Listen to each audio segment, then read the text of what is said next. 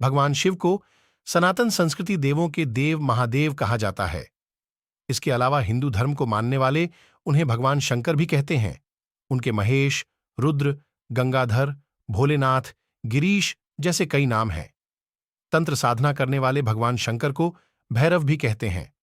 भगवान शंकर को सौम्य और रौद्र दोनों रूपों में पूजा जाता है। भगवान शिव को त्रिदेवों में संहार का देवता माना जाता है। वैसे तो भगवान शिव को हमेशा कल्याणकारी माना जाता है, लेकिन वे लय और प्रलय दोनों को अपने अधीन रखते हैं। भगवान शिव सुर और असुर दोनों को समान दृष्टि से देखते हैं। इसलिए कथा कहानियों में कई राक्षसों के उनकी कठिन तपस्या करने की जानकारियां मिलती हैं। भगवान शिव के कई अनन्य भक्तों में एक लंकाधिपति रावण भी हुए। कई राक्षसों ने उन्हें अपने तप से प्रसन्न कर मनचाहा वरदान पाया।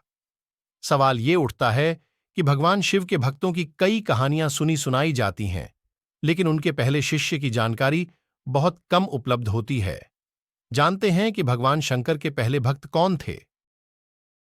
भगवान शिव के पहले शिष्यों की जानकारी पुराणों में मिलती है।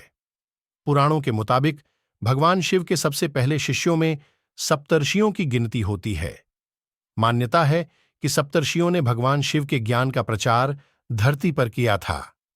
इसी की वजह से विभिन्न धर्म और संस्कृतियों की उत्पत्ति हुई। यह भी माना जाता है कि भगवान शिव ने ही गुरु शिष्य परंपरा की शुरुआत की थी।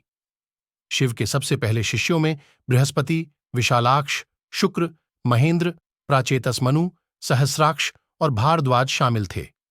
क्या एक हैं भगवान शिव और शंकर? ज्यादातर सनातन परंपरा के अनुयायी शिव और शंकर को एक ही मानते हैं। हालांकि शिव पुराण में जिक्र किया गया है कि सबसे पहले एक प्रकाशपुंज की उत्पत्ति हुई। इस प्रकाशपुंज से ब्रह्मा और विष्णु की उत्पत्ति हुई। जब ब्रह्मा जी ने पूछा कि आप कौन हैं, तो पुंज से आवाज आई कि मैं शिव हूं। इस पर ब्रह्मा जी ने प्रकाशपुंज से साकार रूप लेने को कहा। फिर उस प्रकाशपुंज से शंकर की उत्पत्ति हुई। इस आधार पर कहा जा सकता है कि शिव और शंकर एक ही शक्ति के अंश हैं, लेकिन दोनों अलग हैं।